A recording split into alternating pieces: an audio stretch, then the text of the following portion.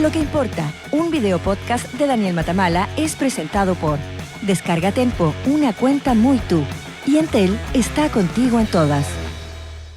Hace 2 años y medio, Chile vivió el cambio generacional más abrupto de su historia en el poder político. El presidente Piñera, de 72 años de edad, entregó la banda presidencial a su sucesor, el presidente Boric, de 36 años, exactamente la mitad.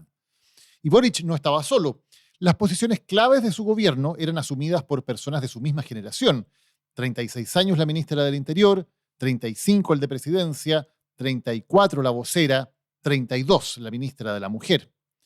Era el ascenso meteórico de los millennials al poder, que en una década pasaron de la protesta universitaria al Congreso, a formar una nueva coalición política y alcanzar la moneda. Parecía también la jubilación definitiva para quienes habían liderado por 16 años el país, en los gobiernos intercalados de Bachelet, Piñera, Bachelet y Piñera. Pocos habrían previsto el escenario en que estamos hoy, en que la 2 veces expresidenta Michelle Bachelet no solo se ha convertido en una especie de madre protectora de los líderes de la nueva izquierda, sino que está recibiendo invitaciones cada vez más explícitas para que sea la candidata presidencial del oficialismo en las próximas elecciones. ¿Qué pasó? ¿Por qué Bachelet está de nuevo en esa posición? ¿Y qué hará con ese poder que vuelve a sus manos? La respuesta estándar es decir que el gobierno ha tenido tantos problemas que ha hecho a la gente suspirar por un retorno al pasado. Pero las cifras no sostienen mucho esa hipótesis. De hecho, hoy el gobierno de Boric es mucho más popular que los últimos gobiernos de Piñera y Bachelet. A estas alturas de su mandato, según CADEM, Boric tiene un 37% de aprobación, mientras Piñera y Bachelet se movían en torno al 20%. A diferencia de ellos, el actual presidente ha mantenido un piso de apoyo incombustible que nunca se ha desfondado y que ha resultado ser mucho más fiel que el volátil respaldo que tuvieron Piñera y Bachelet. Es un piso más que suficiente para sobrevivir políticamente y para seguir siendo influyentes en el futuro, una seguridad que ha hecho que este gobierno por momentos parezca demasiado confiado y pierda el sentido de urgencia sobre los cambios que prometió, pero que no ha podido o no ha sabido cumplir. Y en este proceso, la figura de Michelle Bachelet ha sido un escudo protector. Bachelet es socialista, siempre ha tenido una muy buena relación con el Partido Comunista y ha perdonado los agravios que en un momento le llegaron desde el Frente Amplio para construir una buena relación también con sus principales líderes. Puertas adentro se ha convertido en una especie de componedora de las coaliciones oficialistas, con la capacidad para arbitrar conflictos y limar asperezas, un rol que tradicionalmente han cumplido más bien los presidentes, no las expresidentas. Pero lo más llamativo es que también ha tomado protagonismo público, puertas afuera. Bachelet no ha temido jugarse sus fichas, arriesgando a ser el rostro de la derrota en el plebiscito constitucional de 2022 y luego de la victoria en el plebiscito de 2023. Ha estado en franjas electorales, se ha sacado fotos con candidatos y ahora, con la carrera municipal ya lanzada, su figura es omnipresente. En los últimos días ha acompañado a la alcaldesa de Santiago y al alcalde de Maipú, 2 de las cartas más importantes del oficialismo. Inauguró un centro de salud con su nombre, precisamente en Maipú, y también ha estado en actividades públicas junto al presidente Boric. Ese despliegue va en paralelo con encuestas que muestran una verdad irrebatible. Hoy, Bachelet es la única candidata competitiva que tiene el oficialismo. La única que puede pelear voto a voto una elección con Evelyn Matei. La política cambia, por cierto, mañana pueden surgir otros, pero la presencia de Bachelet hasta ahora hace que todas las demás cartas presidenciales del oficialismo queden en un rol incómodo, como un plan B. Las ventajas de Bachelet candidata son evidentes. Asegura unidad, ya que es una carta del PS, que gusta al PC y es aceptada también por el Frente Amplio. Garantiza al oficialismo una elección competitiva, despeja la pesadilla de quedar fuera de una segunda vuelta entre Matei y Kast, y es un impulso para los candidatos a alcalde y gobernador este año y a diputado y senador el próximo. Claro que también significa una renuncia bastante fuerte a las promesas de renovación y oxigenación del poder que tan importantes parecían ser hace muy poco. Y por supuesto uno se pregunta para qué alguien que ya fue 2 veces presidenta podría querer volver en una elección que se ve cuesta arriba, donde no partiría como la favorita y donde si llegara a ganar Gobernar hoy es todavía más difícil, inhóspito y desagradable que antes. Arturo Alessandri bautizó la moneda como la casa donde tanto se sufre. Claro que el mismo Alessandri volvió a esa casa tan sufriente 3 veces, en 1920, 1925 y 1932, y trató de volver por una 4ª vez en 1946, aunque terminó declinando su candidatura en favor de su hijo. ¿Será que en la moneda en verdad no se sufre tanto? ¿O que los políticos son una especie muy particular? Pero Frei quiso volver, Lagos también, y tanto Piñera como Bachelet lo lograron. ¿Querrá Bachelet, tal como Alessandri, tener un tercer paso por esa casa? Lo único cierto es que a estas alturas, ser o no ser candidata, buscar o no el regreso a la casa donde tanto se sufre, depende solamente de ella. Aquí comienza un nuevo capítulo de Lo que importa.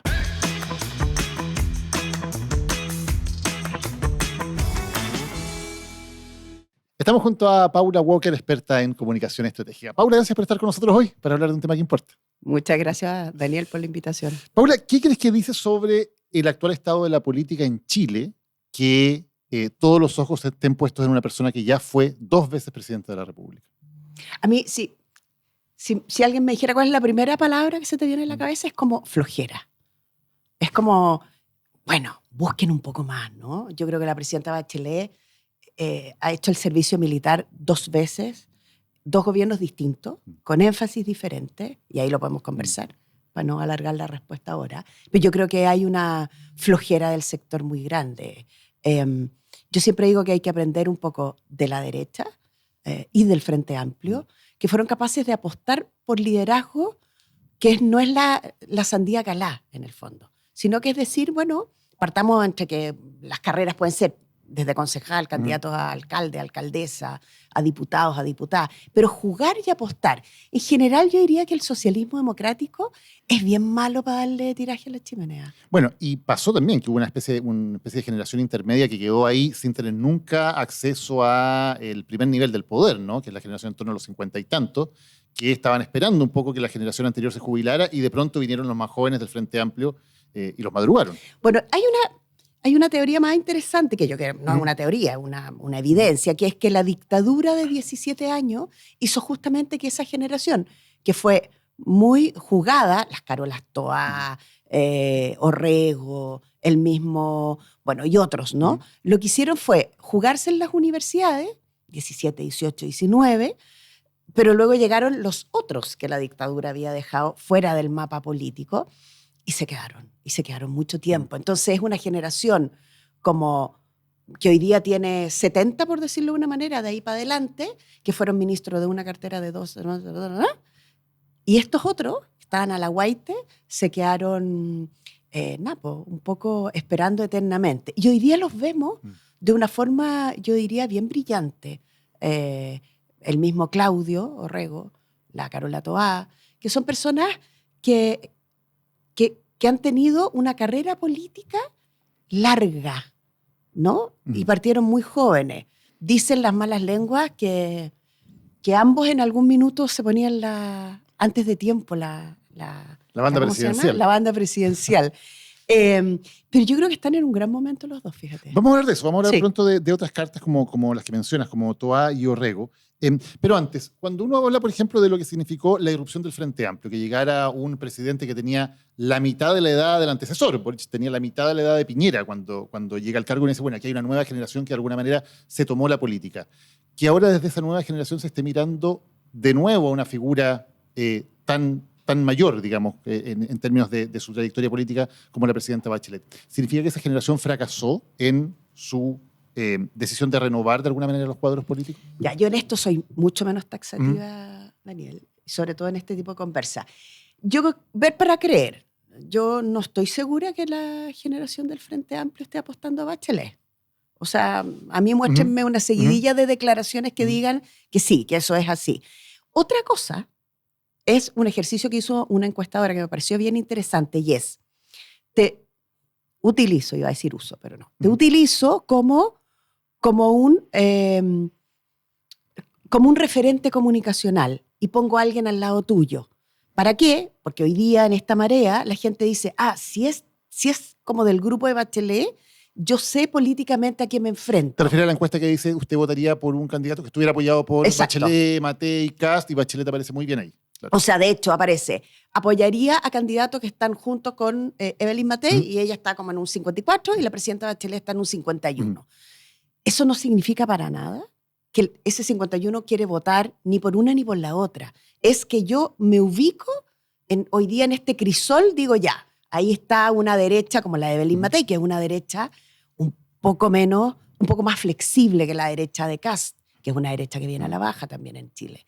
O una centroizquierda o un progresismo como la de la presidenta Bachelet, que es una centroizquierda más amplia que aquellos que son más de nicho, ¿no? Ya, o sea, de alguna manera se está usando o utilizando a la presidenta Bachelet porque para los candidatos municipales es bueno aparecer junto a ella. Yo no tengo ni una duda de eso. Que es muy distinto a que tú digas, esa es mi apuesta presidencial. Yo no creo que esa sea la apuesta presidencial del Frente Amplio. Yo creo que el Frente Amplio tiene dos apuestas, como bien claras. Una es Bodanovich, pero no para ahora. Y la segunda, el regreso del presidente Boric, sin ningún lugar a duda. Claro, que son ambas opciones para la próxima vez, entendemos. Entonces, obviamente. Ya, pero en esta elección tienen que apoyar a alguien. Claro, y en esta elección, probablemente dentro de este grupo, piensa en lo siguiente. Orrego, me independizo de la democracia cristiana y me voy a buscar apoyos. En esta búsqueda de apoyo, Orrego consiguió el apoyo del Frente Amplio. Entonces puede ser que no sea la presidenta Bachelet y que sea un señor mayor, pero no tan grande, que es un señor de mi edad, que es Orrego, y ya cuenta con el apoyo del Frente Amplio. Para el Frente Amplio, con una trayectoria de 10 años más o menos, no es fácil sostener 2 periodos seguidos de candidatos presidenciales. Y hoy día Bodanovich ha sido súper claro que él no está preparado, él no está listo. Lo de Bodanovich ha sido muy sorprendente, porque es un tipo que partió, de repente apareció, Maipú es un Chile chico, pero él rápidamente dice, no, yo necesito un poquito más de tiempo. Claro, ahora tiene lógica no solamente en términos de sentirse preparado para llegar a la presidencia, sino también decir, bueno, entre correr esta carrera, que se ve muy cuesta arriba para la izquierda, por cierto, porque lo lógico sería que pensar que le va a ganar la derecha, o esperar en 4 años más cuando probablemente las circunstancias sean distintas, no hay dónde perderse, ¿no? Tal cual, tal cual. O sea, yo realmente creo que ellos están haciendo esa apuesta, no lo tengo timbrado, pero parece que es una apuesta, porque además los cuadros políticos tienen que descansar, tienen que echarse para atrás y mirar y entender y crecer también. Ahora, en esa apuesta, ¿no tendría lógica también decir, bueno, apoyemos a Michelle Bachelet, que es la candidata más competitiva que podemos tener? Si perdemos, todo bien, porque la próxima vez nos preparamos para la siguiente, y si ganamos, mejor. O sea, lo que yo creo es que eso puede ser así siempre y cuando ella fuera candidata, sí, claro. Y siempre y cuando se sometieran a una primaria. Yo creo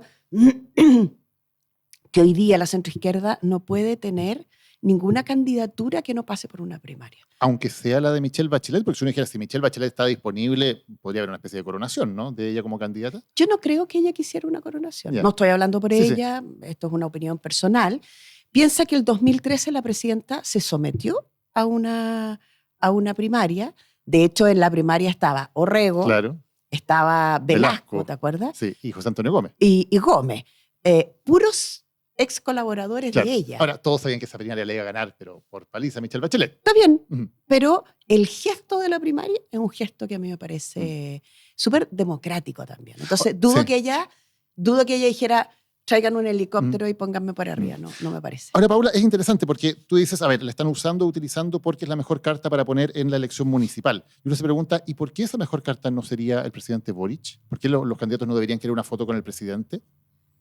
Buena pregunta. Yo creo que la presidenta Bachelet tiene una evaluación más positiva que la del presidente Boric. Por razones bien obvias. Cuando estás en el poder, la capotera es fija, ¿no? O sea, te institucionalizas y todo tiene que ver. La gente cree que los presidentes tienen más poder del que realmente tienen en un punto.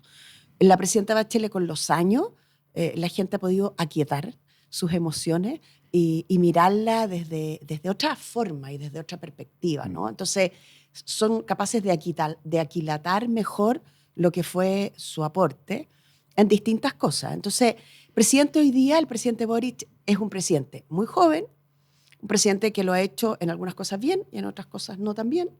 Y por lo tanto, las personas tienen una cosa más agria hoy día también con la política. Así que es bien evidente que lo de la presidenta Bachelet tiene más distancia. Claro. ¿No? Ahora, se ha dado también una especie de política a la nostalgia, ¿no? Porque hemos estado en todos los periodos, y bueno, salvo la última elección del presidente Boric, en todas las anteriores fueron expresidentes que volvían, ¿no? Con Bachelet y con Piñera. ¿Por qué tenemos esta cosa tan nostálgica? Estamos como queriendo volver a tiempos que nos parece que eran más cómodos o mejores para el país. Sí. ¿O dónde está eso de que miremos tanto a los expresidentes como cartas evidentes y los valoremos tanto en general a los expresidentes una vez que dejan el cargo, por cierto, no cuando están en él? Bueno, te iba a decir eso. O sea, les sacamos la mugre. Días después que salen, siempre marcan poco. Y con los años, marcan más. Y tiene que pasar que un presidente muera, que un expresidente muera, como el caso del presidente Piñera, por ejemplo, y su valoración se multiplica por 2, que es lo que pasó en una de las últimas encuestas. Yo tiendo a pensar que hay una mirada un poco infantil también de la opinión pública. La creencia de que cierta estabilidad y cierto progreso pasa por una persona. Y todos sabemos que eso no es así. Es como cuando en la familia uno dota a uno de los miembros de la familia como que lo embiste de, no, es que en realidad lo va a arreglar la mamá, lo va a arreglar el papá. Y son figuras que además tienen mucho que ver con eso, ¿no? Como son figuras un poco la de Lagos, por ejemplo. Tal cual, ¿no? O la de Bachelet. O la secuencia, Piñera-Bachelet, Piñera-Bachelet. Yo estuve haciendo un curso un tiempo en una universidad de España y cuando yo les contaba que teníamos 16 años de Piñera, o sea, de Bachelet-Piñera, Bachelet-Piñera, la gente decía, pero son 16 años. Y habrá que estudiar, yo siempre lo digo, me encantaría hacerlo yo, pero me falta tiempo. ¿Qué pasó con el país en los 16 años donde llegaba una, que era de un mundo, después llegaba el otro, que era del mundo opuesto, y bastaba solo eso para que se desarmara lo que venía de la presidenta Bachelet? El presidente Piñera lo desarmaba. Lo que venía de Piñera había que hacerlo de otra forma porque llegaba Bachelet y lo que venía... Esos 16 años, con esa alternancia, ¿qué le dejaron a Chile? De acuerdo, de progreso, o en realidad fue irnos neteando progresivamente. Y da la impresión de que eso sigue, porque después llega Boric, que a su vez desarma muchas cosas de Piñera, y si gobernar a la derecha, lo dicen, digamos que muchas de las cosas que ha hecho Boric son precisamente las contrarias de lo que ellos quieren hacer. Pero ojo con eso, porque yo creo que hay una señal que a mí me parece súper valiosa, pero como la vida ocurre tan rápido, nadie las logra conversar, y por eso programas como estos son súper útiles. En el gobierno de Boric, al tiempo y a punta de coscacho, se dan cuenta que en realidad gobernar para el país significa que tú gobiernas para todos y todas. Y eso significa que tus propuestas, que son 7 pueblos pasados, las tienes que retroceder. Entonces, hoy día, por ejemplo, el gobierno toma el proyecto del presidente Piñera, enviado por Belolio, en su momento de ministro secretario general de gobierno, sobre TVN, por ejemplo.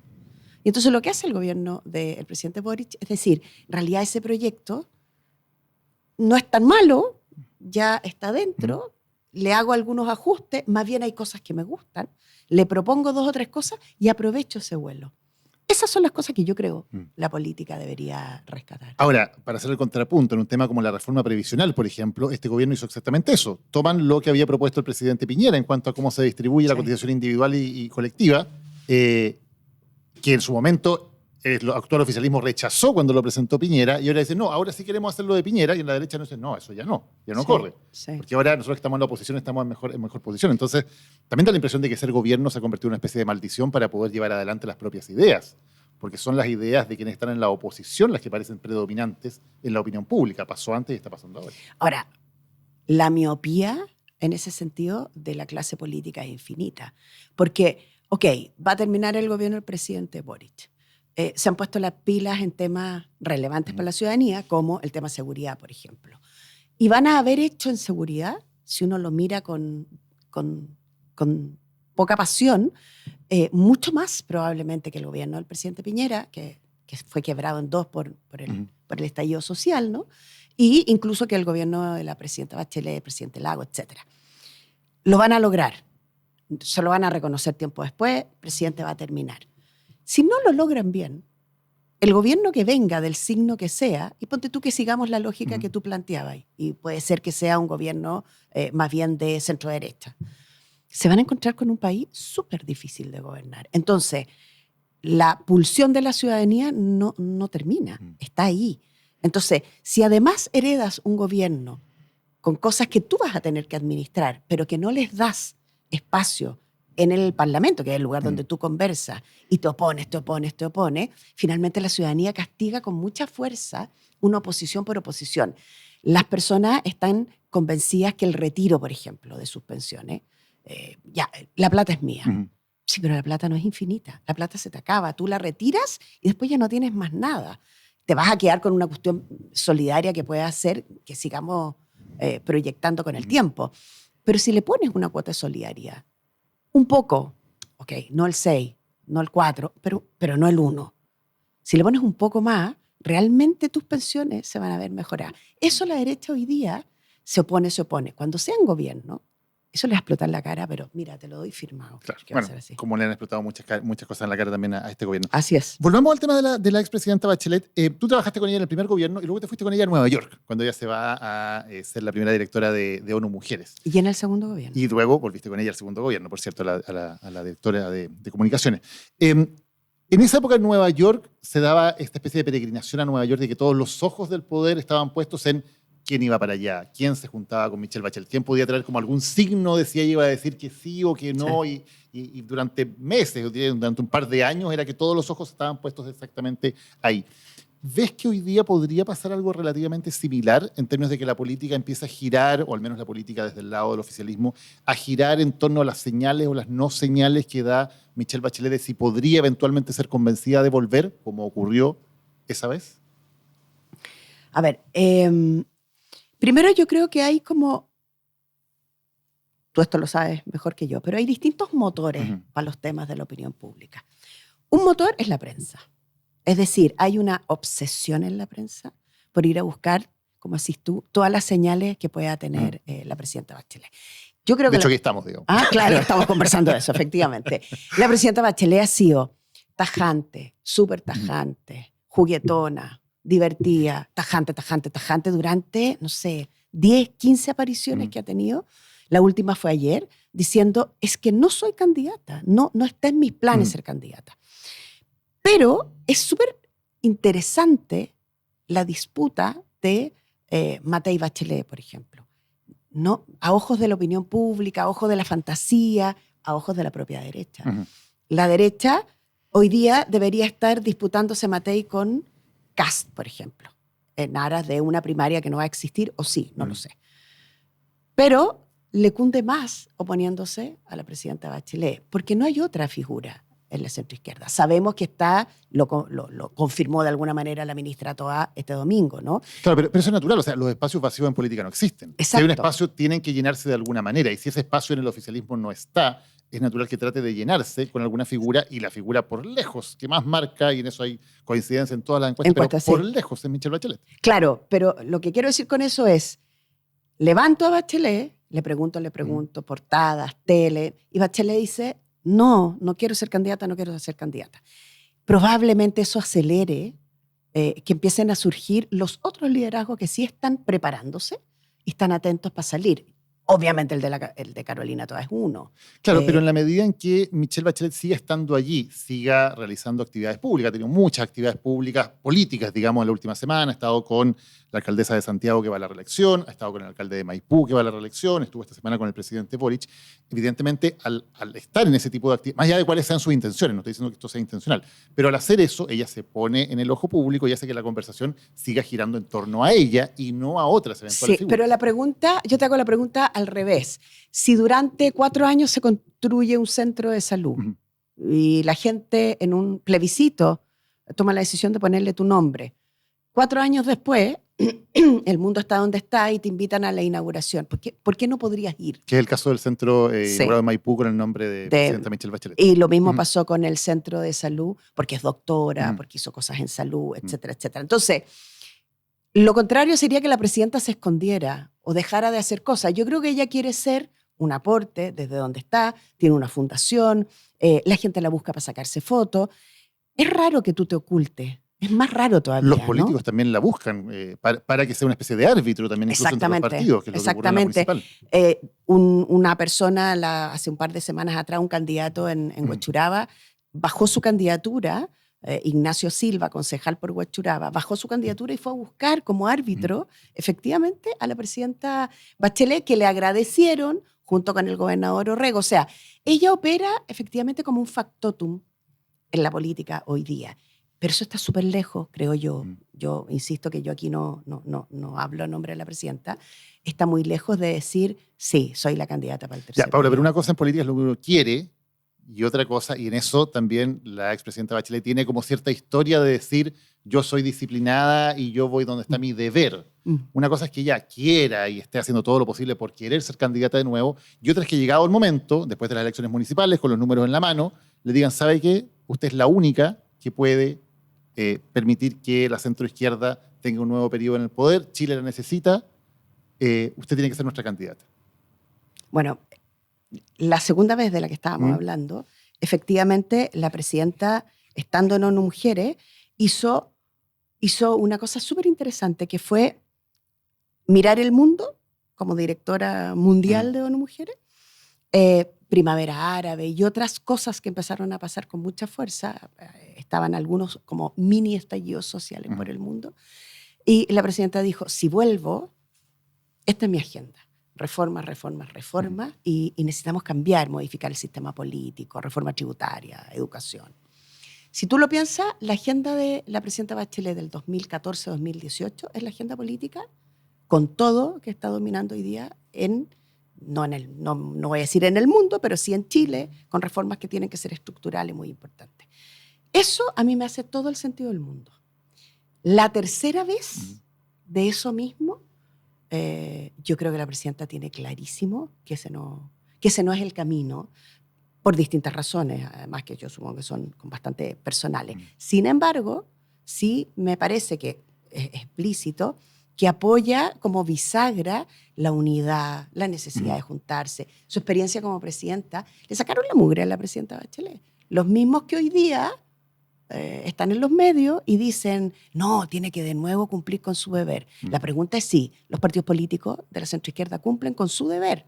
Y su deber es también levantar liderazgo y no ensombrecer liderazgo con una figura tan brillante en ese sentido como el de la presidenta. Claro, pero Bachelet. en la práctica dice que estamos ya embarcados en una campaña municipal y de gobernadores, donde Michelle Bachelet claramente va a ser un rostro importante porque es el rostro más importante que tiene la centroizquierda. Al día siguiente de, municipales, segunda vuelta de gobernadores, eventualmente cuando termine este proceso, parte de inmediato la carrera presidencial. Eso lo sabemos, Evelyn Matei ya no va a estar en la alcaldía, comienza a correr el plazo para las primarias, etc. Es muy difícil que en estos meses surja alguna figura que pueda ser competitiva con Michelle Bachelet en la centroizquierda. ¿Qué pasa al día siguiente de las municipales? Si hay un resultado relativamente bueno y si Michelle Bachelet aparece como competitiva. ¿Tú crees que no le van a ir a pedir? ¿Que ella en ese momento va a tener que decir un definitivo no por ningún motivo y ahí se va a relanzar algún tipo de carrera? Sí. Va a ocurrir eso. Ya. O sea, debiera ocurrir ¿Tú eso. crees que eso es lo más lógico que debería ocurrir? Es lo lógico, es lo racional, es lo sustentable en el tiempo. ¿Y que Bachelet fuera candidata te parece poco racional? Yo creo que una candidatura a la presidenta Bachelet hoy día sería una candidatura, ¿cómo decirlo? Yo creo que ella hizo todo lo que tenía que hacer, fíjate, como presidenta. Tuvo en su primer periodo un gobierno de continuidad. Veníamos de los gobiernos de la concertación y por lo tanto fue administrar un poco más de lo que había. Se va a Nueva York, regresa, había un analista que decía que regresaba con la agenda roja y verde. Roja por más a la izquierda y verde por la cosa medioambiental de Naciones Unidas, que hoy día se ha arrepentido de esa frase, ¿no? Cuando regresa, ella dice, para que el país aborde el futuro con más espalda, tenemos que hacer reformas estructurales. Cuando se enfrenta al sistema, le sacan la mugre a la presi. Su segundo gobierno fue un gobierno lleno de dificultades que ya conocemos, ¿no? Pero hubo los poderes fácticos que fueron tan famosos durante un tiempo, ¿no? Los poderosos de siempre, como decía una campaña claro, publicitaria que tú llevas a cabo, ¿no? exactamente, los poderosos de siempre, efectivamente, los poderosos de siempre crujieron mucho. Los mismos que la fueron a buscar crujieron mucho, porque lo que dijo fue las desigualdades, los abusos y esta torta tan mal repartida no nos va a pasar la cuenta como país. Ahora, Paula, con lo que tú estás diciendo, uno podría decir, bueno, le quedó algo pendiente por hacer entonces, ¿no? ¿Qué podría hacer de nuevo? O sea, lo que pasa es que esa agenda de la presidenta la toma con mucha fuerza el presidente Boric. Y lo que viene ahora es que el país tenga que decidir, aparentemente, algo caló en las personas, esta idea de las desigualdades, los abusos. Y bueno, hay una clase política distinta, nueva, hay un partido muy importante que es el partido del presidente con su conformación nueva, ¿no es cierto? A ellos les toca. ¿Y por qué? Porque los países necesitan que los liderazgos vayan creciendo, porque si no, efectivamente, te quedas como esas plantitas que no les llega mucho el sol y que se quedan como bonsái. Hablemos de esas plantitas que no les ha llegado mucho el sol y que ahora parecen estar resurgiendo, esta especie de generación intermedia. Tú mencionabas a Claudio Rego, que no hace mucho ruido, pero cuando uno ve, por ejemplo, las encuestas de los políticos mejor evaluados, Claudio Rego suele estar en el primer o en el segundo lugar, está muy arriba. Sí. Me da la impresión de que la gente no lo ve necesariamente como presidenciable. ¿Puede eso cambiar, por ejemplo, si obtiene un muy buen resultado en la reelección como gobernador? ¿Puede aparecer del proceso como un candidato eventual, aunque no tenga partido, aunque sea más bien de centro, muy lejano a lo que ha significado, por ejemplo, el Frente Amplio del Partido Comunista? Sin duda, yo no tengo ni una duda de eso. De hecho, a mí me llamó la atención una declaración que hace la presidenta Bachelet hace como 2 semanas atrás. La recogió el Mercurio en una nota chiquitita, que vuelve la prensa y le pregunta, ¿usted va a ser candidata? No sé qué. Y ella dice, yo conozco un gobernador que sería un muy buen presidente. Bueno, es evidente de quién estaba hablando, ¿no? En los encuentros más cercanos que han tenido la presidenta y Claudio Rego, las personas que han estado ahí, que han visto esos encuentros, dicen que la relación es una relación de 2 personas obviamente más grandes, tuvieron ahí su momento en las primarias, pero tienen confianza, se llevan bien. La presidenta dijo ayer, voy a apoyar, le voy a dar todo mi apoyo al que resulte electo en ese sector. Entonces uno se podría imaginar perfectamente una primaria donde pueda estar Orrego, donde pueda estar la Carola Toá, donde pueden haber otros u otras, y una vez ganada esa primaria, la figura de la presidenta Bachelet acompañando esa candidatura puede ser una cuestión que a la derecha la ponga muy nerviosa. Y más quiero buscar una figura, porque en general los gobiernos logran que figuras importantes dentro del gobierno puedan aparecer como presidenciables. Hoy día parece que Carolina Toá podría ser, pero más allá de que es considerada una figura muy respetada y que se ha ganado la confianza también del oficialismo y del presidente Boric, no parece una figura que tenga un respaldo ciudadano tan potente todavía. Lo que pasa es que para la ciudadanía, y esta cosa, la opinión pública se mueve bien rápido. Para la opinión pública hoy día Carolina Toá es ministra del Interior. La pregunta es si ella, con el equipo que elija, va a ser capaz de pasar en pocos meses a lo Kamala Harris, de ser esta vicepresidenta, ministra del Interior o figura muy fuerte del gobierno del presidente Boric, que se despoja de eso y le anuncia al país que va a ser candidata a presidente. Y eso es a fin de año, o sea, después de las elecciones, en noviembre tiene que ser. Debiera ser. Dicen por ahí que va a ser en marzo. Yo soy de las que creo que aquí las carreras ni muy largas ni muy cortas. Y ahí hay que tener un perilleo, ¿no? Para entender bien cuál es el momento. Pero una vez que ella se envista de candidata presidencial, obviamente la opinión pública hace un reseteo y dice, ya, ok, esta es... Está esta. Bueno, de estos 3, elijo quien me gusta, ¿no? Paula, y hablábamos del tema de Nueva York, de tu experiencia acompañando a la presidenta Bachelet en las Naciones Unidas. También ha sonado mucho su nombre para decir, bueno, el próximo año hay una renovación del cargo de secretario general de las Naciones Unidas. Se habla mucho de que esta vez tiene que haber una mujer que asuma ese cargo. ¿Puede ser que la presidenta Michelle Bachelet termine siendo secretaria general de las Naciones Unidas? O sea, yo creo que para eso ella tendría que querer y tendría que empezar una campaña. O sea, esos cargos también requieren una campaña y son campañas, es como una diplomacia en campaña. Hubo un globo sonda que puso sobre la mesa la embajadora que tiene Chile en Naciones Unidas, que se llama Paula Narváez, y ella de una manera bien sorpresiva, para mi gusto, hizo esta como declaración de que en Naciones Unidas mucha gente le decía que la presidenta... Pero para eso tienen que pasar esas dos cosas. Ella tiene que querer, la presidenta, y tiene que partir una campaña que ya debería haber partido. Dicen también que en Cancillería algunas personas estarían olfateando esa posibilidad. Yo, la verdad que no sé, porque no estoy en la cabeza de la expresidenta, pero hay otras mujeres también en campaña y hay mujeres bien relevantes también. Claro, ella tiene la ventaja, además de ser una figura relevante con lo que hizo como presidenta, también es una figura muy relevante dentro de las Naciones Unidas, como la primera directora de ONU Mujeres y luego a cargo también del Alto Comisionado de los Derechos Humanos. O sea, tiene también una trayectoria ahí que uno diría, bueno, parece un nombre lógico. Durante esa época, yo te diría que las posibilidades de que ella fuera la secretaria general de Naciones Unidas en el 2000, en ese periodo, entre el 2013 y el 2015, no me acuerdo bien el año. En 2015 preciso, tocaba elección. Bueno, esa carrera en el 2013, cuando ella estaba en Naciones Unidas, era bastante probable. Claro, pero ahí tuvo que elegir. O sea, o volvía a Chile a hacer la presidencia o hacía esa carrera en la ONU. Tal cual. Eligió venir a Chile. Y cuando uno elige, también, arma camino. La presidenta más tiene familia en Chile y yo creo que ella tiene un arraigo con estar un tiempo acá. Esa es mi impresión. Paula Walker, muchas gracias por habernos acompañado hoy para hablar de un tema que importa. Gracias a ti, Daniel. Descarga Tenpo y súmate a los más de 2.600.000 clientes que usan la cuenta digital más completa de todas. Tarjeta prepago, crédito, seguros, inversiones y mucho más. Descárgala y actívala en solo minutos. Tenpo, una cuenta muy tú. Estamos junto a Rodrigo Mayorga. Rodrigo es historiador y director ejecutivo de Momento Ciudadano. Rodrigo, gracias por acompañarnos hoy para hablar de un tema que importa. Muchas gracias, Daniel, por la invitación. Hablábamos antes en la introducción del programa de este concepto de la casa donde tanto se sufre, acuñado por Arturo Alessandri, ¿no? Y de la paradoja que el propio Alessandri quiso volver una y otra vez a esa casa donde, según sus palabras, tanto se sufría. ¿Es algo habitual en nuestra historia que los expresidentes quieran o estén en posición o sean empujados a volver a la moneda después de dejar el cargo?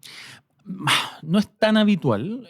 Hay casos, efectivamente, como el de Alessandri Palma. Después tuvimos el mismo caso de Ibáñez del Campo, que de haber terminado huyendo del país y acusado constitucionalmente, después de una dictadura, volvió como presidente y fue electo.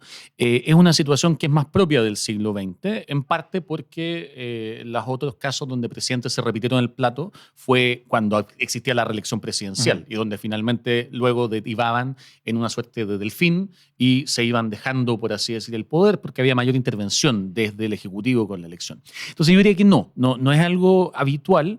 Y ha tenido mucho que ver, si pensamos en estos dos casos como Alessandri y Ibáñez, con momentos también como de mucho desencanto, de mucha crisis, como esta idea de volver a algo conocido, a alguien conocido que pueda resolver ciertas problemáticas. Pero luego fuera de eso no se repite tanto. Y se puede asimilar un poco a un momento en el cual también parece haber cierto desencanto de la ciudadanía, o por lo menos lo que miran todas las encuestas es que hay poca confianza en el futuro, hay poco optimismo en cuanto a que el rumbo del país sea el correcto. ¿Genera eso un poquito de efecto nostalgia también? Yo creo que genera un efecto nostalgia, pero además diría que genera un efecto de que no florecen nuevos liderazgos sostenidos. O sea, en el fondo, cuando pienso, por ejemplo, pensamos en periodos de los 60, los 70, previo a eso, o en los 40, con los radicales, y uno mira las figuras que llegan al poder, son figuras que han logrado hacer una suerte de carrera política. Y esa carrera política también se permite porque existe una mirada con respecto a la política. Cuando Ibáñez vuelve en el 52 es justamente en un discurso de la escoba, de barramos con todo. Cuando Alessandri vuelve en el 32, en esta lógica de este país está en el caos y alguien lo tiene que arreglar. Entonces, claro, si no se han generado tampoco esos nuevos liderazgos, no sé si es nostalgia necesariamente, pero sí es esta idea como de diablo conocido. Y por lo tanto, podría hacerlo de nuevo. Y creo que sí, de eso estamos viendo algo en este momento. Hay varios de esos elementos que están muy presentes hoy día en Chile. Claro, porque además quienes aparecen como candidatos mejor posicionados en las encuestas son gente que tiene un amplio recorrido político. En el caso de Evelyn Matei lleva más de 30 años en primera línea de la política. La primera vez que Matei quiso ser candidata presidencial fue, de hecho, hace 30 años. Exactamente. En esa campaña que abortó rápidamente por el tema del quiotazo. Sí. Pero desde entonces se ha mantenido en todos los cargos políticos posibles. José Antonio Kast también ya ha sido 2 veces candidato presidencial. O sea, son figuras que llevan mucho recorrido, que no son figuras nuevas. Y eso ¿pareciera que es un activo hoy día en vez de ser un pasivo? Yo creo que es un activo, yo creo que es un activo en este momento y también, como digo, creo que es un activo porque si uno lo sacara de escena, tampoco hay muchas otras figuras. O sea, si hoy día uno piensa, por ejemplo, en el caso de Matei, si Matei por algún motivo no compitiera, empieza a quedar más difícil quién podría ser otro liderazgo. Si José Antonio Kast no compitiera, es difícil pensar que otro liderazgo en el Partido Republicano ha aparecido en el último tiempo que no se haya terminado yendo del Partido Republicano. Yo creo que es algo que, sin ir más lejos, hasta antes de su muerte, el expresidente Piñera aparecía nuevamente también en las encuestas. Entonces, yo diría que, claro, son figuras cuya carrera política de alguna manera precede este momento más crítico de la última década y que hoy día eso se convierte en un activo frente a la no existencia de otros nuevos liderazgos. ¿Y por qué no existen esos nuevos liderazgos? Porque cuando gana la elección el presidente Gabriel Boric viene con una generación política nueva, tremendamente exitosa. Habían logrado en apenas 10 años, digamos, llegar al Palacio de la Moneda en una carrera meteórica. Y bueno, y parecía este el comienzo de una nueva generación. De alguna manera jubiló a los antiguos. ¿Por qué eso de alguna manera ha quedado trunco o no se está cumpliendo? Yo pensaría en dos factores. Hay un factor que tiene que ver justamente con este conflicto generacional. De alguna forma, efectivamente, la nueva generación llegó con esta idea de, bueno, nosotros venimos a superar a la generación antigua. Eso se manifestó en algunos momentos de forma muy clara, con esta frase del ministro Jackson, exministro, cuando hablaba de esta diferente escala moral, de valores, etc.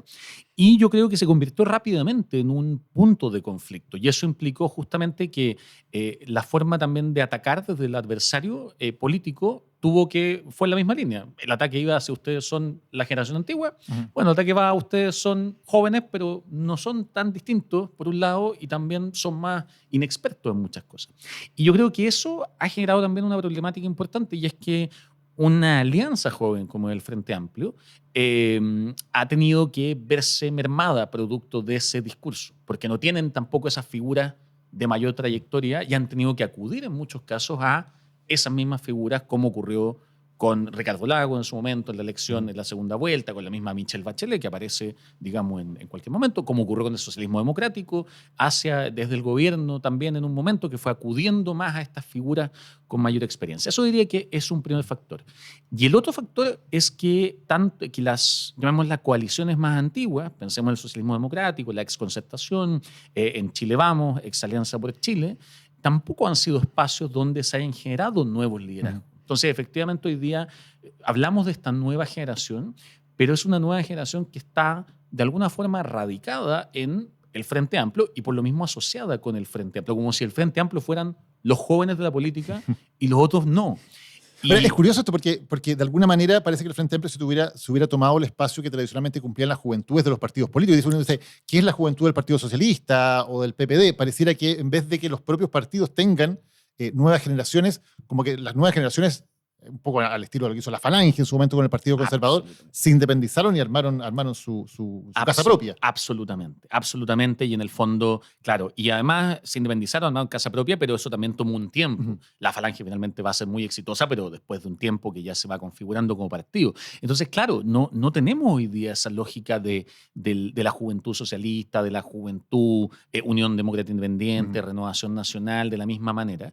Yo creo que eso también es una pregunta para esos partidos y esas coaliciones de qué espacios han entregado la formación de liderazgos jóvenes, o más bien qué espacios no han entregado, porque, como digo, eso impide que aparezcan esas figuras e impide que se discuta también este discurso que es juventud igual Frente Amplio, no juventud igual exconcertación o la derecha en general.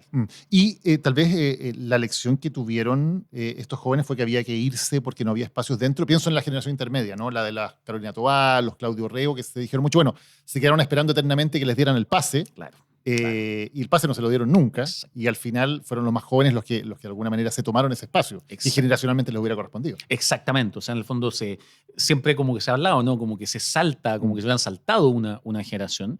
Y que yo creo que tiene que ver mucho con eso y con el camino finalmente que siguieron. Porque esa juventud, lo que llamamos hoy día estos políticos jóvenes, vienen de los movimientos sociales, vienen de las protestas estudiantiles, que también tiene que ver con otro quiebre generacional importante, que son la primera ola de protestas post-dictadura, es la generación que nació al final o el final de la dictadura o al inicio de los años democráticos.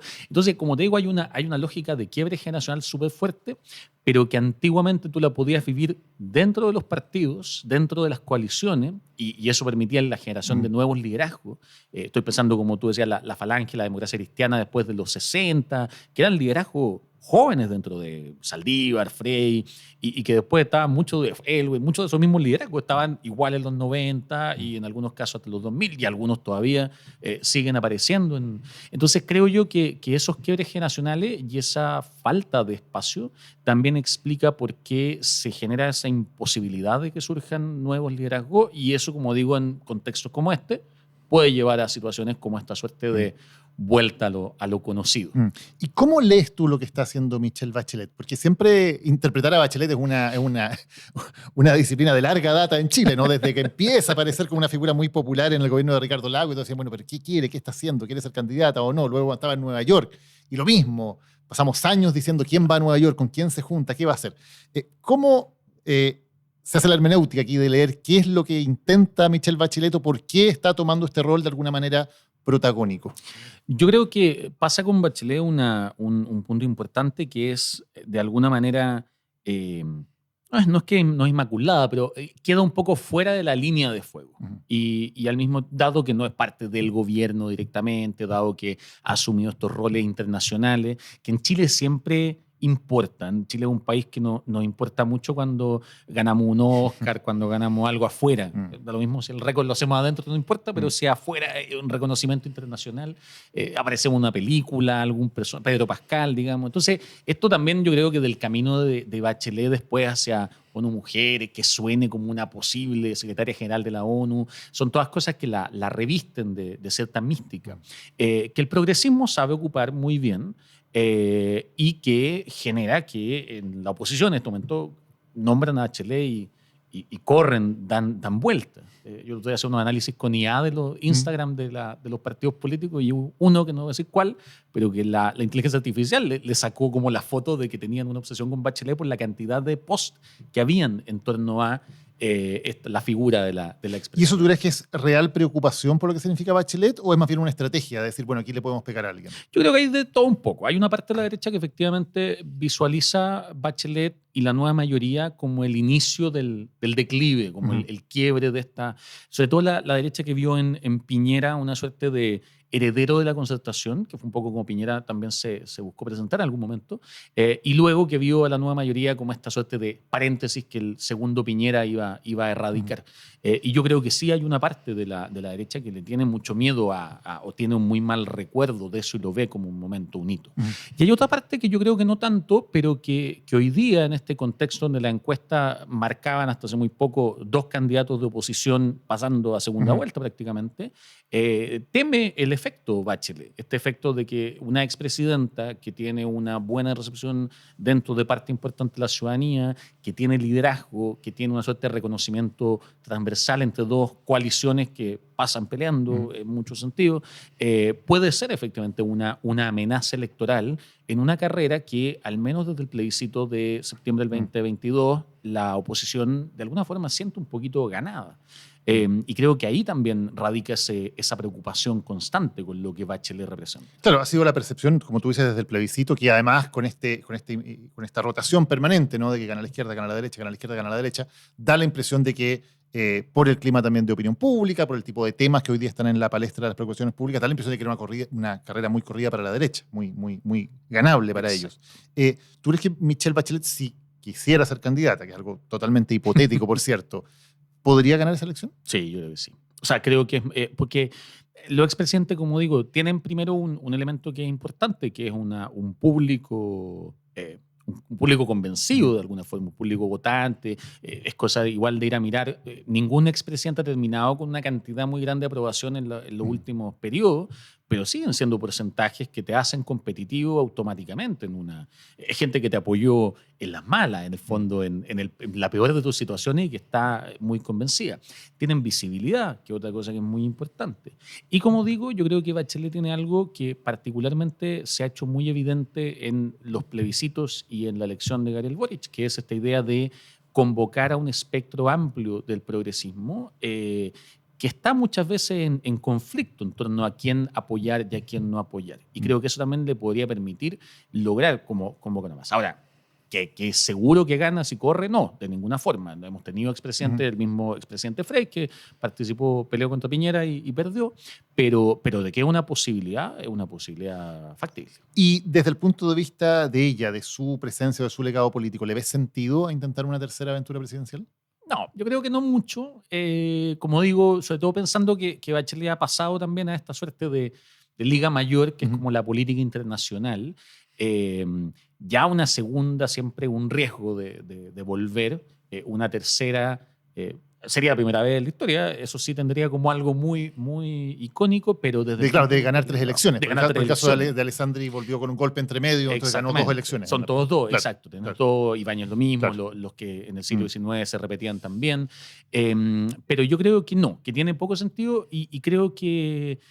Pero también creo que depende de cuáles son las otras opciones. La política también es el arte de lo posible. Entonces, depende mucho ok, esto soy yo u otra potencial persona que pueda seguir avanzando el proyecto del que me siento parte, o soy yo o que este proyecto vuelva a sufrir una suerte de contrarreforma como fue en su momento con el gobierno de Sebastián Piñera. Y Bachelet, con muchas cosas que se pueden decir de ella, buenas y malas, yo diría que uno de sus grandes debes es que no fue capaz de dejar herederos. Bachelet, en el fondo, en su primer gobierno, la siguiente elección la sucedió Eduardo Frei, que fue, como digo, el primer expresidente que volvía en el periodo democrático, y en su segundo gobierno el candidato siguiente fue Alejandro Guillé, que emergió producto de las encuestas. No era una persona que tuviera un rol en el gobierno particular como Bachelet había tenido, por ejemplo, en el gobierno de Ricardo Lagos o como Ricardo Lagos había tenido en gobiernos previos. Entonces,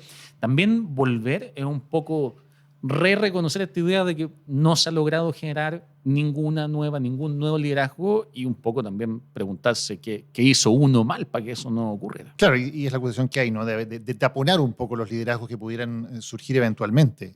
Y por eso la pregunta también es cuando vemos una Bachelet tan disparada en las encuestas dentro de su sector, que tiene un protagonismo público importante, que hace que por lo tanto la conversación siga girando en torno a ella. Claro. Eso está haciendo un tapón para que otras figuras puedan emerger, porque uno ve, por ejemplo, que gente como Claudio Rego, el gobernador metropolitano, o Tomás Bodanovich, el alcalde de Maipú, tienen muy buena evaluación. Cuando se pregunta, ¿usted tiene una buena aprobación de ellos? Salen en los primeros lugares. Pero la gente no los ve como candidatos presidenciales. Claro. No aparecen como en la mente como candidatos. ¿Tiene que ver con eso? ¿Están un poco taponados tal vez? ¿O les falta a ellos hacer algo si es que quieren sumar esa opción? Yo creo que efectivamente tiene que ver con cómo tú te sitúas como candidato y cómo te sitúas además frente a situaciones bien concretas y particulares que están pasando. Y también tiene que ver con la encuestitis, de la que sufrimos ya hace bastante tiempo. Te ponía el ejemplo de Guillé, que yo creo que fue un ejemplo claro de cómo la encuestitis llevó a una candidatura que finalmente fue poco exitosa. ¿Qué es lo que pasa también con las encuestas? Que las encuestas, de nuevo, funcionan con lo posible y luego cambian rápidamente cuando lo posible cambia. El caso clásico es Gabriel Boric. Yo justo algo que estoy escribiendo ahora que implica hacer una suerte de retrospección de los últimos años, me he puesto a revisar encuestas pasadas y me encontré con que a principios del 2021, antes de que se definieran todas las candidaturas, en las grandes encuestas, dentro de los 10 candidatos que aparecían de esto espontáneo, Gabriel Boric aparecía en una de las 3 y aparecía únicamente ganándole a Farcas. Ese era el nivel digamos, de inexistencia de esta figura. En la época en que las encuestas las lideraba Pamela Giles o Daniel Jadue en su momento. Daniel Jadue, Joaquín Lavín, en algún momento Beatriz Sánchez también estaba muy fuerte. Encuestas, digamos, que cuando uno revisa te das cuenta que las primeras 5 mayorías, 6 mayorías, ninguna llegó a la papeleta final. Y bueno, y cuando uno empieza después a ver qué pasa con las encuestas a lo largo de ese año, efectivamente Boric empieza a subir, pero también en parte porque se vuelve una posibilidad real. Y ahí viene la pregunta en torno a cuánto de este apoyo es el apoyo que convoca a la persona y cuánto de este apoyo es el sentir que en el sector que me representa o en las ideas que más me representan no hay nadie más que pueda convocar. Claro. Ahora, es interesante porque Boric surge precisamente porque hay un vacío y por lo tanto hay una posibilidad de que un candidato nuevo pueda surgir. En la medida en que esté Bachelet como opción, es difícil que ese vacío que permite el crecimiento de candidaturas exista, ¿no? Sí, es difícil. Ahora, como digo, uno podría decir que en ese momento el vacío no era tal en el sentido que estaba Jadwe, como esta suerte de figura que Claro, que pero Jadwe, resultaba. si bien aparecía arriba, también tenía evidentemente un voto negativo muy... O sea, era un Exacto. candidato que se veía de todas formas muy vulnerable, Sí, ¿no? sí. No, yo creo que la existencia de... Y yo siento que a mí me da la impresión de que estas declaraciones, porque como tú bien decías, la presidenta Bachelet siempre ha sido bien enigmática, es poco de ir como con claridad absoluta. En estos días, de hecho, después de una primera declaración que hablaba de que está en otra, pero que también queda como medio ahí, a pasar a decir en 2 días, no soy candidata, si bien todos sabemos que eso no cierra nada y que cuántos hemos escuchado que han dicho lo mismo. Y que el tiempo verbal es distinto, no soy que no seré, ¿no? No seré, El presente y el futuro en política son cosas diferentes. Alguien decía, no soy candidata, voy a ser. No, pero claro, exactamente. Pero sí yo creo que esa declaración más tajante es una suerte de reconocimiento de esto que tú señalas, de decir, efectivamente, si la gente empieza a decir Michelle Bachelet es la única opción y se empieza a concentrar, los partidos políticos van efectivamente a irse decantando hacia allá, sobre todo los partidos del oficialismo que hoy día están en una situación muy difícil. O sea, como digo, que un oficialismo tenga tan cerca la presidencia durante tanto tiempo de un mandato, 2 candidatos de oposición liderando, tampoco es algo normal. En general, el oficialismo puede no estar liderando y cada día es más difícil en Latinoamérica en general, pero sí al menos tener un candidato claro que sea competitivo. Y lo que pasaba a nivel de las encuestas hasta la irrupción de Bachelet es que no había aparecido ningún otro candidato competitivo. Y eso lleva a una situación de pesadilla que para el oficialismo, que es pensar que eventualmente pudieran quedar fuera de la segunda vuelta. Exactamente. Y sufrir un desastre también en la parlamentaria. Exactamente. O sea, es lo que vivió de alguna forma el oficialismo anterior cuando, guardando otras opciones, quedaron fuera de la segunda vuelta de la gobernación metropolitana y pasó Claudio Rego junto con Karina Oliva y quedó fuera Carolina Parot. Es lo que le pasó también después en otra medida cuando quedaron fuera de la segunda vuelta presidencial, si bien varios ya se habían decantado por José Antonio Kast. Entonces, esa situación de pesadilla, como tú bien dices, lleva también a que cuando empieza a aparecer Bachelet competitivamente hablando, porque Bachelet también hay que decirlo, no apareció ahora esta semana, ha estado en las encuestas de manera constante, pero siempre en orden del 5, del 6, como junto con el resto de los candidatos oficialistas. Pero cuando un titular dice Bachelet supera a Kast, Bachelet 4 puntos abajo en segunda vuelta con Matei, eso hay una tentación muy grande. Y yo creo que esa tentación es parte de lo que la expresidenta trata de decir cuando dice no soy candidata, porque sabe que todavía queda tiempo para que aparezca. Esto sería distinto si esto fuera el 2025 a esta fecha. Y ahí sí yo creo que se abre una posibilidad que es necesario aprovechar. ¿Y qué carta ves tú que hoy día tiene el oficialismo con posibilidades reales? Es que, de nuevo, si uno lo mirara así en términos de figuras de aprobación, como tú decías, está el caso del alcalde Bodanovich, está el caso del gobernador Orrego, pero al mismo tiempo también está el caso de las ministras como la ministra Toá, que si bien los ministros siempre es complicado porque implica estar en una primera línea en la que uno siempre está muy al debe, siempre va a haber algún problema que resolver. Pero eso se puede arreglar de repente con una buena racha, de repente se puede arreglar con una salida de ministerio, un cambio que implique otro tipo de espacio. Entonces, yo tampoco descartaría a ministras como la ministra Toá, la ministra Vallejo en ese cuento. Y lo otro que digo son estas figuras que hoy día no marcan, pero que finalmente uno mira que tienen presencia importante en otros lados. Pienso, por ejemplo, al alcalde Claudio Castro en Renca, que es un alcalde que en el fondo la última elección arrasó de manera total.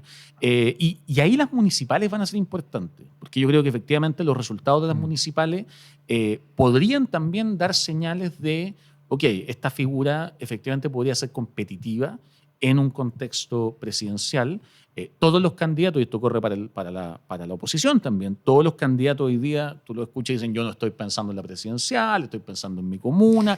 Yo les creo, no quiero tampoco decir que no les esté creyendo, pero evidentemente un candidato que pueda arrasar en un sector metropolitano importante, un candidato gobernador que pueda irle muy bien, puede convertirse en alguien que, de nuevo, en estos escenarios medio pesadilla, decir, esta puede ser la opción.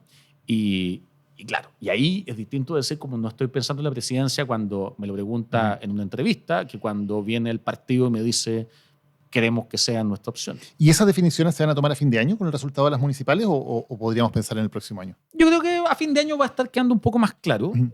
Yo te diría que a fin de año nos va a quedar más claridad de quién podría estar todavía en el camino y quién no.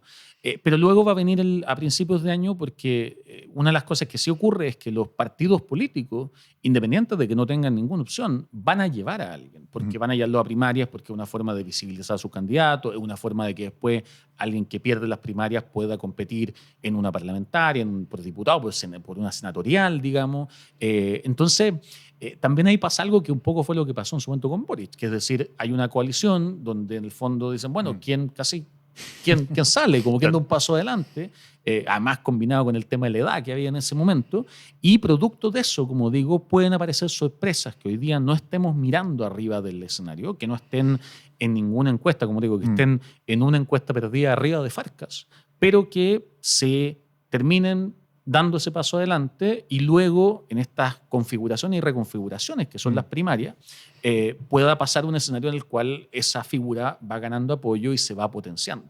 Hay que entender en el sentido que el apoyo de Boric tuvo también mucho que ver con esa suerte de... Habría sido distinto si esa primaria hubiera sido con Paula Narváez, por ejemplo, incluida. Probablemente el camino podría ser distinto. Claro, porque recordemos que la exconcertación, digamos, el mundo del socialismo democrático no participó en esas primarias legales y por lo tanto mucha gente de ese mundo probablemente apoyó a Boric en esa primaria contra Jadwe. Exactamente. O sea, tenías ese elemento que como finalmente no lograron llegar a acuerdo, justamente por la pregunta por el PPD, que si el PPD podía ir o no podía ir y toda esa discusión, se generan estas dos primarias, una legal y otra no ilegal, pero digo no convencional. Claro. Y claro, y eso de nuevo te cambia las situaciones, porque en una primaria única las personas están votando. Puede haber gente que haya votado en dos primarias distintas, que es algo que no debería pasar, porque por algo tenemos las legales, pero producto de este quiebre, que recordemos fue hasta en el último momento, estuvo ahí en el CERVEL esperando todo, eso cambia las configuraciones.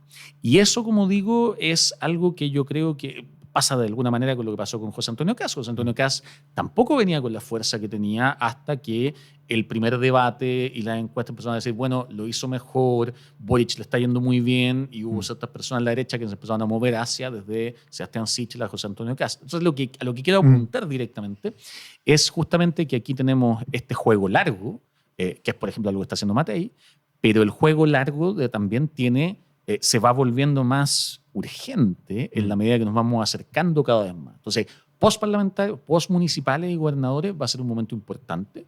Y luego, el próximo año, cuando nos acerquemos a la definición de las primarias, yo diría que va a ser el segundo momento muy importante. Y de ahí adelante ya entramos al campo de la física cuántica y lo que pueda pasar. Rodrigo Mayorga, muchas gracias por habernos acompañado para hablar de un tema que importa. Muchas gracias a ti por la invitación. ¿Sabes qué compañía cumple 60 años este 2024? Te vamos a dar algunas pistas. Más allá de que ya tenga 60 años, está como el vino, porque está contigo en todas. Es la única empresa de telecomunicaciones 100% chilena y te da confianza hace 6 décadas. Es la que trajo el 3G, el 4G y el 5G, la que lleva internet fibra a las familias de nuestro país, la que fue pionera en tener 5G en el territorio antártico y la primera telco de Latinoamérica que ofrecerá cobertura satelital móvil con Starlink.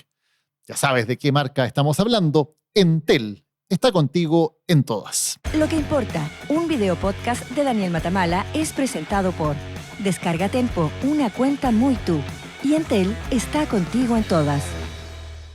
Muchas gracias por habernos acompañado hoy en un nuevo episodio de Lo que importa. Recuerda que cada miércoles estamos subiendo los nuevos capítulos y también durante la semana estamos subiendo nuestras columnas en video al canal de YouTube. Así que suscríbete para que no te pierdas ningún contenido y síguenos también, por cierto, a través de Spotify y de Apple Podcast. Nos vemos la próxima semana con otro tema que importa. Lo que importa, un video podcast de Daniel Matamala.